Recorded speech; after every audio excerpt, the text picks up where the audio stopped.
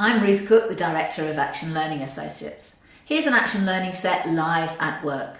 I'm facilitating a group of professionals who come together on a regular basis to talk about the big challenges that they face in their work or in their business.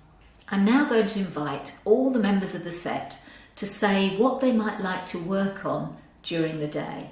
Here's what Stephen says. So the issue I have really is in working with a much bigger outsourced provider, a lot of experience of taking services in from public sector as well as private sector organisations, how we can forge an effective partnership, how we can create a winning bid really and bring our skills, because what we would be bringing to it is something around the culture and the people side of change.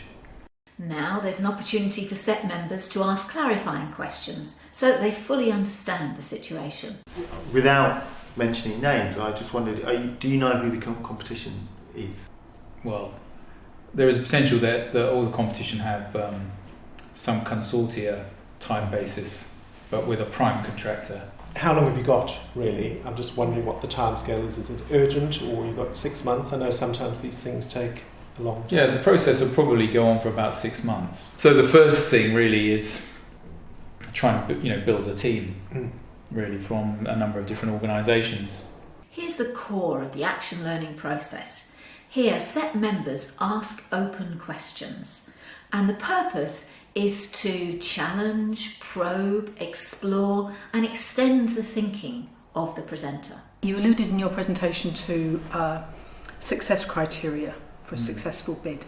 Can I take you back to that and get you to think about what that would look like? What would be the best success criteria? The quality of the solution that's offered, because in the competitive dialogue you're using the competitive dialogue with the client to develop, if you like, a kind of high-level blueprint of the solution.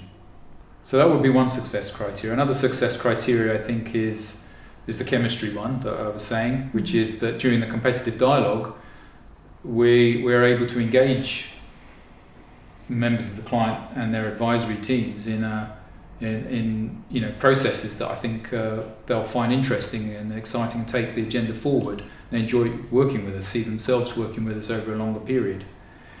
What do you envisage the obstacles to be? So I think one obstacle will be a mindset which is around packages of work. Third one is the focus becomes solely on the outsourced part of it, when actually there's a whole load of people who will be retained, and actually they need to work, that needs to be working together, not two separate organisations. That's potential. So in the bid process, the focus becomes much more on what are you going to do and deliver for us, rather than what are we all together going to deliver. Those are the kind of obstacles that kind of go through my mind, really. I now ask the presenter to tell us what he's learnt from the session and what action he's going to take. Probably to come up with a modest intervention to begin with. Really focus on doing one thing really well, which is this kind of initial team effort, so that people actually working on the bid are bought into a certain way of working together within that overall process. Next is the reflections round, where I ask each person in the set to share their own learning and to offer Stephen some feedback. You then at the end talked about having a modesty in relation to the senior partner and their processes, and they already have all their processes. And I think there's a kind of tension there, isn't there? I felt a tension between, wanting to respect the various processes that already exist, but also in terms of what you're bringing and how that's going to change the whole dynamic, and having that confidence actually in recognition of what your strengths as a company. And it will change your process, because one element coming in, no matter how big the situation is, can change it. So. What I found helpful actually was starting to think a bit more about the complexities and the different levels and layers. I guess I know that, but it's actually good to sit down and kind of reflect on how they might dynamically impact on the question about a winning bid.